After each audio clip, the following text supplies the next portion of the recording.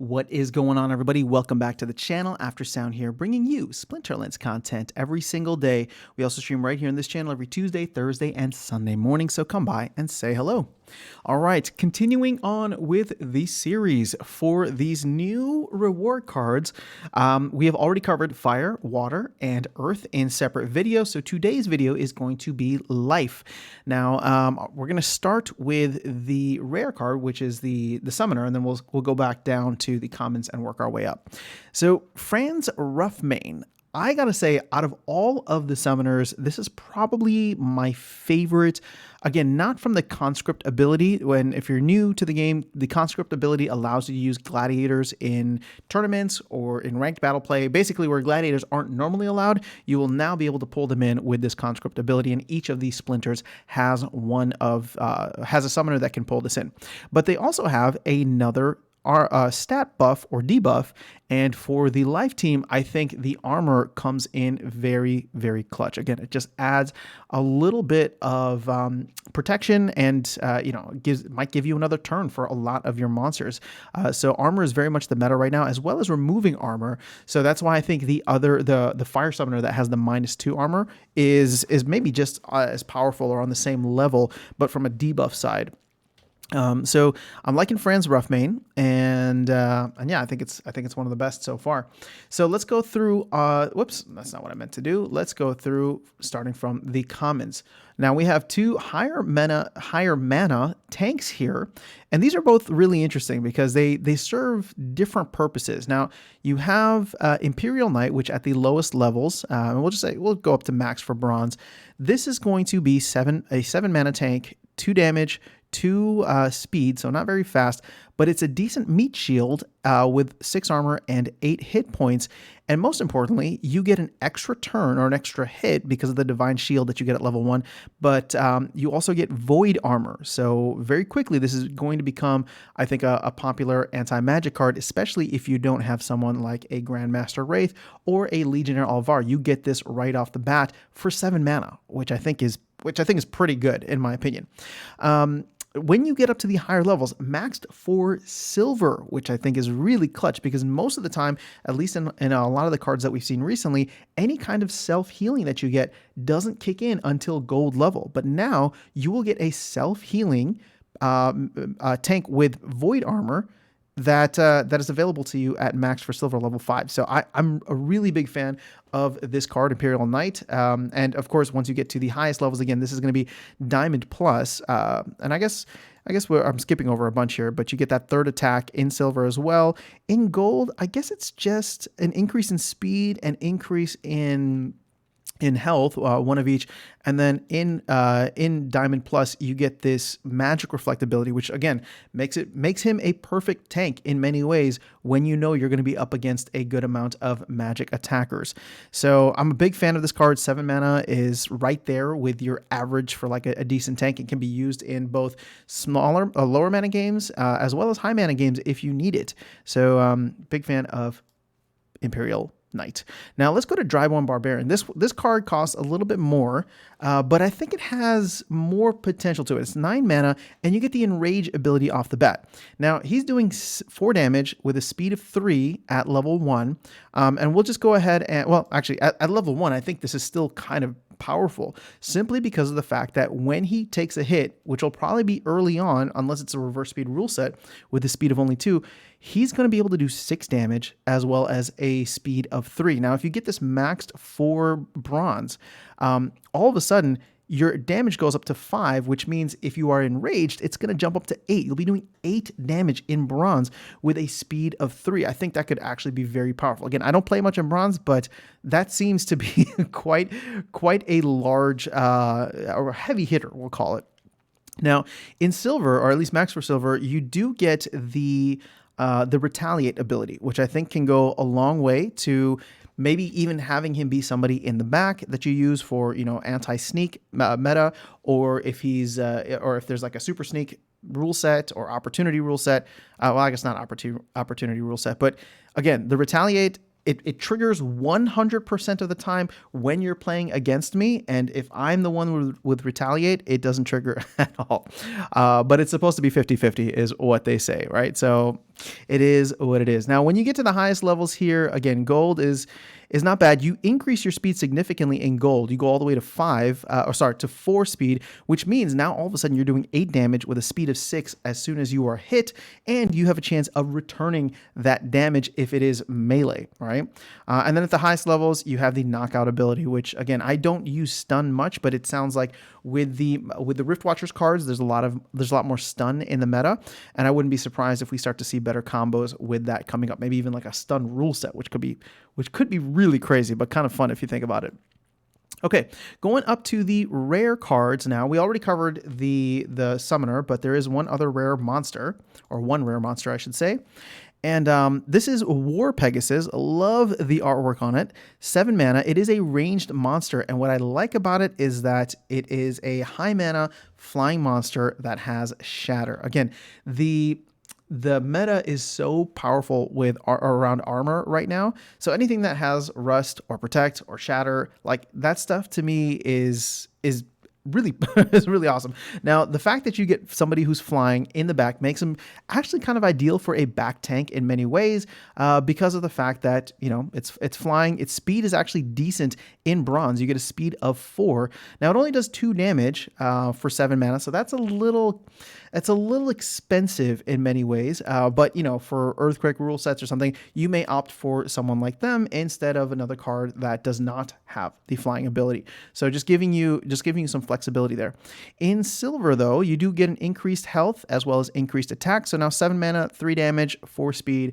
Not bad. And again, the sooner he goes, or the sooner War Pegasus goes to shatter that armor, the better, right? So you want something higher speed. And speaking of which, in gold, you do get that extra speed as well as another health boost. So now 7 mana, 3 attack, 5 speed. So in gold, it's starting to look a little bit better, in my opinion. And then, of course, at the highest levels, what I really like is now it becomes a powerful support or debuff monster with the Demoralize ability when fully maxed out. You also get that 4th damage with a speed of 5. So War Pegasus, again, it's not going to be an OP card by any means, but I can see a lot of situations in which it is very usable. Okay, now let's get to the epic card. And the epic cards for all of these splinters in this reward set are non-attacking, and they have just a list of abilities. So what I really like about Evelyn Olvera, I think I'm pronouncing it right, slow from a speed perspective, but you have 8 armor and a hit point of 4. But most importantly, you have immunity, which I already opt for life whenever I get like a poison rule set or noxious fumes rule set, because at least in gold, at least in gold, you are able to get Uriel the Purifier. Well, Uriel you get with I think in silver you get the self-heal ability, but at the highest levels, sorry, not the highest, in gold, for what's her name, Adelaide Brightwing, you get immunity, flying, as well as protect. So now someone that I can pair with Adelaide Brightwing that's not going to take any damage, and if I put them all behind a Grandmaster Wraith where this becomes void armor, this becomes a very nice meat shield, which as you get higher up, talking about meat shield, you can throw them right in front with someone like a Grandmaster Wraith, because of the fact that they get the melee, or sorry, the thorns damage, right? So anti-melee, and then even better, they can fix the armor repair, the armor that they have. And unless somebody's running like, you know, they're stacking like 4 different rusts, you're always going to have armor there because you start off with 8 right off the bat, which means people can take some away, but you know, you'll always have some available. And then this to me becomes one of the ultimate support cards because of the fact that it's a great non-melee attacking card. It's only 5 mana, but you get Inspire. So I'm immediately thinking of how those old Snake teams used to bother me so much. And I'm talking about Silver Shield Assassin and just that life team that in Wild would bother me so much in Silver. Well, now at the highest levels, you get something where you can run a decent Sneak team with someone like Uraeus, Stitch Leech, it's not Sneak, but Celestial Harpy, right? Give them all. That's 8 mana right there. You combine it with Evelyn Olvera, that's 13 mana total, but you're doing a ton of damage. And if you pair it with someone like a Lux Vega or someone like a Grandmaster Wraith, you get that armor repair, which again can be super clutch. So I'm seeing this card as something that could be very powerful in the sneak or lower teams melee meta. Okay, let's move on to the legendaries. Now, there are going to be two legendaries. We're going to cover Avis Sturgis first. This is the one that has weapons training from the get-go. And what I like about this card is the magic damage that you can do with weapons training. Now, the thing is, with magic, you can attack from anywhere, which means that you can put these monsters, including the epic monster we just looked at, Evelyn, right, in any location, and they'll be able to fire magic from there, right? So he becomes one of the legendaries. And keep in mind, there's two, and two, right? Legendaries from each of the splinters, all 6. 2 of them are melee, 2 of them are magic, 2 of them are range. So I find the magic to be probably the more versatile. I don't want to say powerful, but definitely the more versatile in many ways. Now, granted, you're only doing one magic, but imagine being able to put him, and getting an additional attack out of some of these awesome support monsters out there. So again, I don't think it's super OP. Now, the card itself, for 6 mana, you're getting 2 magic damage and potentially 4 magic damage at the lower levels, right? Because if you put him next to 2 other monsters that don't have an attack, you can get that. So it's not terrible with weapons training, but he's kind of weak at 3 mana and kind of slow. You get the redemption ability without any stat changes in silver. In gold, this becomes, I think, much more valuable because now for 6 mana, you're doing 3 damage, but you're also giving a potential 2 and 2 to each side. So that becomes 6 mana for 7 damage. If you're going to go with imagine something as small as like a Chaos Agent, right? Chaos Agent being able to fire like 2 magic damage, in addition to all the stuff it can already do, is going to be pretty fantastic. And then you get the Rust ability at the highest levels, which again, I think Rust and Shatter are very much a part of the meta right now. So not great in my opinion in bronze and silver, but once you get to gold, the value does go up significantly, and I can see myself using it much more for that 6 mana price tag. And then the final card, Iziar. Now this is a giant, and it is, well, so here's the thing. It's a giant that I like that you can place anywhere with the taunt ability, right? Because it is a magic attacking monster. Now, what I like paired here, well, actually, we'll just start from the bottom here. So level 1, you get the taunt ability as well as void. So if you know you're up against some magic attackers, I think this makes him a great choice.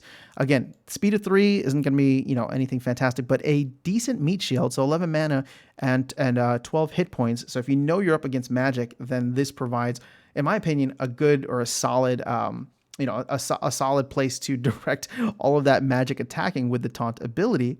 At the higher levels, let's see. So, or I guess for silver, there's no abilities change, but you do get 2 additional health, which is interesting. It doesn't change much in the sense that you're going to be able to heal 1 more. Let's say you have a triage or something with Jin Renova or Spirit Hoarder. The next time you'd be able to heal an additional, right? So at 12, you're able to heal 3. At 14, you're still only able to heal 3 health. Now, if you are able to increase the health, let's say using a Lux Vega and a Jin Renova, right, with Strengthen, that would push this up to 16. At which point you would be able to heal 4 hit points per turn, which I think can become significant in that way. At level 3, though, this is where I think this card can be awesome. Because of the fact that it is taunt, it is going to direct a lot of traffic towards it, and probably will be killed first before many of the other monsters. So especially if you throw it in the middle of your lineup, and it's not a blast rule set, you wouldn't want to do that in a blast rule set, but you're going to be taking a lot of hits. When it gets the Martyr ability at level 3, so this is gold, now all of a sudden you can buff up the other people around around him. And I think that makes a ton of sense. Not only that, think about all of the resurrect options that are available within the life modern meta, right? So you have Chancius the Great, you have High Priest Darius, and of course within Chaos Agent, you have Adelaide Brightwing. So being able to buff up 2 monsters or maybe just 1 monster 3 times, essentially it's like 3 free bloodlusts or 6 free bloodlusts across 2 different monsters, that could make things really interesting. Again, you'll have to be very careful about where you place him because any kind of blast damage will be impacting, multiple monsters if you put him in the middle. But if you play it right, I think it could be really powerful in that. And then, of course, at the higher levels, you get the third magic damage with same stats all across. So overall, I'm really liking the life team. I think there's a lot of great support monsters here, especially at the lower levels. Like I said, these two tanks are really interesting, and because they're common, I don't know how quickly you'll be able to level them up, but from what we've seen with print rates of other common cards, other common reward cards, you do tend to get these much faster. And so I think that, I think the life meta can be very powerful from the lowest levels, like bronze and novice and up. So that's all I have for you with the life cards or the life splinter. We'll be doing death next, but let me know your thoughts in the comments below. I'll catch you all in the next video and see you around the game. Take care.